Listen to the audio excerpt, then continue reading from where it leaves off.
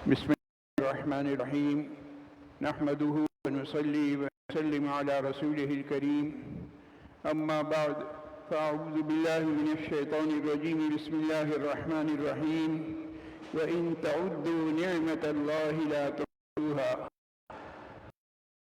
الصلاة والسلام يصبح على كل سلامة من أحدكم صدقة أو كما قال رسول الله صلى الله عليه وسلم آمنت بالله صدق الله مولانا العظيم صدق النبي ونحن على ذلك الشاهدين والشاكرين والحمد لله رب العالمين. محترم سامعین و سامعات، قرآن کریم کی جس مشہور آیت کا میں نے انتخاب کیا ہے اس میں تذکرہ ہے اس بات کا کہ اللہ تعالیٰ کی نعمتیں ہر انسان پر بے شمار ہیں، اتنی ہیں کہ تم گن نہیں سکتے. وَإِن تَعُدُّوا نِعْمَةَ اللَّهِ لَا تُحْصُوهَا، اگر تم اللہ کی نعمتوں کا شمار کرنا چاہو تو تم شمار نہیں کر سکتے. لا تعداد نعمتیں ہیں. آج کی گفتگو کا موضوع یہی ہے، عنوان یہی ہے، لا تعداد نعمتیں. انسان اپنے سر سے لے کے پاؤں تک صرف اپنے سراپے پر غور کرے تو سر کے بال سے لے کے پاؤں کے ناخن تک ایک ایک چیز نعمت ہے، اور صرف نعمت نہیں، بہت بڑی نعمت ہے. ایسی نعمت ہے کہ اس کا کوئی بدل نہیں ہے، اور ہر نعمت کے بارے میں قدر اس وقت ہوتی ہے نعمت چھن جاتی ہے. اللہ محفوظ رکھے، خدا نہ خواستہ اللہ نہ کرے سر سے لے کے پاؤں تک اعضائے جسمانی میں سے کوئی نعمت، حتیٰ کہ ایک بال بھی، یہ ہماری جو پلکوں کے بال ہیں یہ بھی بہت بڑی نعمت ہیں. تو خدا نہ خواستہ اللہ نہ کرے کوئی نعمت کم ہو جائے، چھن جائے تو پتہ چلتا ہے کہ کتنی بڑی نعمت ہے. اللہ کے رسول صلی اللہ علیہ وسلم نے ارشاد فرمایا یصبح علی کل سلامہ من احدکم صدقہ، تم میں سے ہر شخص کے ذمہ یہ بات لازم ہے کہ اپنے جسم کے ہر جوڑ کے عوض تم صدقہ و خیرات کرو، اور یہ صدقہ و خیرات روزانہ ہونا چاہیے. یعنی بالفاظ دیگر انسان کے ذمہ ہر صبح 360 جوڑ کی طرف سے صدقہ واجب ہے. ذرا غور کیجئے، 360 جوڑ ہیں اور 360 جوڑ کی میں سے ہر جوڑ کی طرف سے صدقہ کرنا لازم ہے، اور صبح کو کرنا چاہیے، ہر روز صبح کو. کیوں؟ اس لیے کہ جب بندہ جب سو جاتا ہے تو سونا ایسے ہی ہے جیسے کہ وہ مر گیا. اب جب صبح کو اس کی آنکھ کھلی تو گویا کہ اللہ تعالیٰ نے اسے اثر نو زندگی بخشی. اب صبح کو دیکھ رہا ہے کہ سر سے لے کے پاؤں تک ہر عضو اپنی جگہ صحیح سالم ہے، تو ہر عضو کی طرف سے الگ الگ صدقہ کرو. 360 صدقے روزانہ کیا کرو. حضرات صحابہ کرام رضوان اللہ تعالی علیہم اجمعین، اللہ ان کے درجات کروڑ بلند فرمائے. کتنا صحابہ کا انعام اور احسان ہے ہمارے اوپر کہ جناب نبی کریم صلی اللہ علیہ وسلم سے ایک بات پوچھ لیا کرتے تھے. صحابہ نے عرض کیا کہ یا رسول اللہ صلی اللہ علیہ وسلم، اتنا زیادہ صدقہ کرنے کی سکت کون رکھتا ہے؟ ہر روز صبح اٹھ کے 360 اب قربان جائیے، جناب نبی کریم صلی اللہ علیہ وسلم نے کتنا آسان کر دیا ہے. جسے کہا جاتا ہے دین یسر، دین سراسر آسانی کا نام ہے، آسانی اور سہولت کا نام ہے. اللہ کے رسول صلی اللہ علیہ وسلم نے ارشاد فرمایا کہ دیکھو بھائی، صدقہ صرف اس چیز کا نام نہیں کہ جیب سے آپ نے پیسے نکالے اور کسی کو دے دیے، یقیناً یہ بھی صدقہ ہے، لیکن اس کے علاوہ صدقے کا ثواب حاصل کرنے کی اور بہت ساری صورتیں ہیں. جناب نبی کریم صلی اللہ علیہ وسلم نے ارشاد فرمایا کہ تسبیح، تحمید، تہلیل اور تکبیر ہر چیز صدقہ ہے. اگر ایک شخص ایک مرتبہ سبحان اللہ کہہ رہا ہے تو گویا اس نے ایک مرتبہ صدقہ کر دیا. ایک شخص اگر الحمدللہ کہہ رہا ہے تو گویا اس نے ایک مرتبہ صدقہ کر دیا. ایک شخص نے اگر ایک مرتبہ لا الہ الا اللہ کہہ دیا تو گویا اس نے بھی صدقہ کر دیا. اور کسی شخص نے اگر ایک مرتبہ اللہ اکبر کہہ دیا تو اس نے بھی صدقہ کر دیا۔ تو فرمایا کہ تسبیح، تحمید، تہلیل اور تکبیر یہ سب صدقہ ہے۔ اس کے علاوہ جناب نبی کریم صلی اللہ علیہ وسلم نے صدقے کا اجر و ثواب حاصل کرنا ہمارے لیے اور آسان کر دیا۔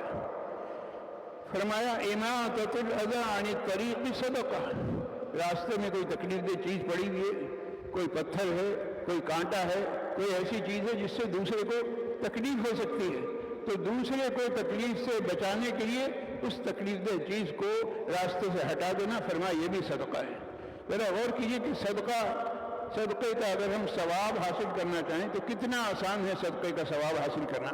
جناب نبی کریم صلی اللہ علیہ وسلم نے صدقے کا ثواب حاصل کرنے کا کہ ہمیں وہ گر بتا دیے کہ ہم ان طریقوں پر عمل کریں تو 360 کیا، اس کو ڈبل کر لیجیے، 3 گنا کر لیجیے، 4 گنا کر لیجیے، اس سے بھی زیادہ ہم صدقے کا ثواب حاصل کر سکتے ہیں۔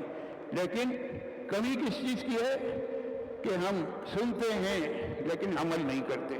اگر ہم اپنا معمول بنا لیں کہ ہم روزانہ ایک تسبیح پڑھیں گے سبحان اللہ کی، ایک تسبیح الحمدللہ کی، ایک تسبیح لا الہ الا اللہ کی، اور ایک تسبیح اللہ اکبر کی، تو مجھے بتائیے کون سا مشکل کام ہے؟ اور یہ ایک تسبیح پڑھنے کا مطلب ہے کہ ہم صدقہ و خیرات کر رہے ہیں، صدقے کا ثواب حاصل کر رہے ہیں۔ اللہ تعالیٰ نے انسانی زندگی دی ہے، زندگی کا دار و مدار کس چیز پر ہے؟ سانس پر ہے۔ ہر سانس، ہر لمحے ایک سانس آ رہا ہے اور ایک سانس جا رہا ہے۔ یہ سانس کا آنا اور یہ سانس کا جانا یہ بھی اللہ کے انعامات میں سے ایک نعمت ہے جس پر ہمیں اللہ کا شکر ادا کرنا چاہیے۔ مملکت سعودی عربیہ کا ایک واقعہ لکھا ہے کہ وہاں ایک شخص ہاسپٹل میں ایڈمٹ ہوا اور اس کی کیفیت دیکھ کر اس کو آکسیجن لگا دی گئی۔ تقریباً 24 گھنٹے اس کو آکسیجن لگی رہی۔ اس شخص کی عمر تھی 78 سال، 78 ایئرس۔ ایک معمر شخص ہے، 78 سال کا، وہ ہاسپٹل میں ایڈمٹ ہوا ہے اور 24 گھنٹے اسے آکسیجن لگی رہی۔ اور جب طبیعت ٹھیک ہو گئی تو ڈاکٹروں نے کہا ٹھیک ہے بھائی اب آپ جا سکتے ہیں، خدا حافظ۔ اور وہ جو آکسیجن لگی تھی اس کا بل بنا کر دیا گیا 600 آیا۔ لوگ حیران تھے کہ بھئی کیوں رو رہا ہے؟